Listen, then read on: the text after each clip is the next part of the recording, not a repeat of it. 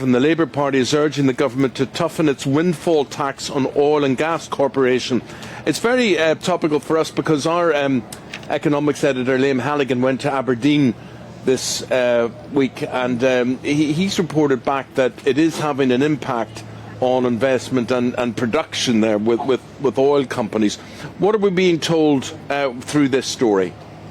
Yeah, so that's the story. Labour are pushing for the Tories to both kind of expand the windfall tax, so to bring it up to the same level as they tax their oil companies in Norway, which has a also very thriving oil industry, but also to close down a bunch of loopholes. I think the important thing here is that since the start of 2023, energy companies have continued to make 60 million a day in profits from the North Sea.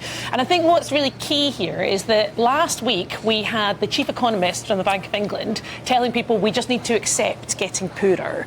But the reality is that the rich are continuing to get richer while the rest of us get poorer. And we don't have a problem in the UK with an amount of money. We have a problem with where that money goes. So while we've got nurses on strike because they're having to use food banks or they're skipping meals to feed their family, you've got FTSE 100 CEOs seeing their pay surge by about 23%. And I think rightly, the extortionate profits of the oil industry at a time when people are struggling to keep their homes warm really appall people. And I think this call from Labour it will be popular and should be backed, because we're seeing far too many companies profiteering basically out of the current energy crisis instead of having that money go to the people that need it the most.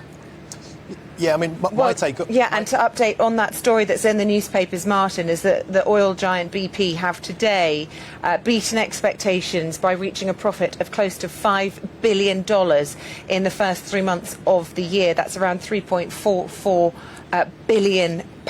So they're on course for profits of 20 billion for a year.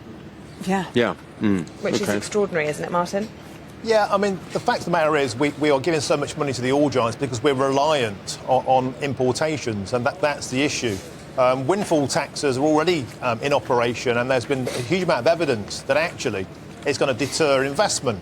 For example, Shell and BP have said they're putting on ice plans to expand in the UK. Because what corporation would come to the UK if they think there's going to be a change of government? They're going to get all the pips squeezed out of them. It's always been the Labour Party's way to sort of tax the richest and chase them away from our shores. We'll see a brain drain. We'll see a lack of investment. What we should be doing instead, in my opinion, is becoming energy sovereign.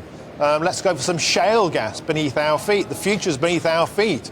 Rather than spending billions on importing liquefied gas from America or importing coal from Australia to power our power stations, because renewables can't be relied upon when we need them the most. It's not sunny enough and it's not windy enough. We should be investing in British energy and being less reliant on the giant corporations. Energy sovereignty is the way forward. So that's... Right, OK, so Martin sees it from a different perspective, Amy. He's talking about energy security. Yeah, and I would totally agree with Martin that we need energy sovereignty and energy security. We are far too reliant on oil giants, which is why we should be using their profits, first of all, to mitigate the costs that are being borne by far too many people in the UK and around the world, but also to help us move into that transition to green energy. So at the moment, we know that the industries which we should be investing in are those which are cheapest. So right now, the cheapest energy source in the UK is onshore wind. So why don't we ask these huge oil giants who are making disgusting profits at people's expense to instead invest in a future of cleaner, cheaper energy that does give us that energy sovereignty that I think we all agree we need.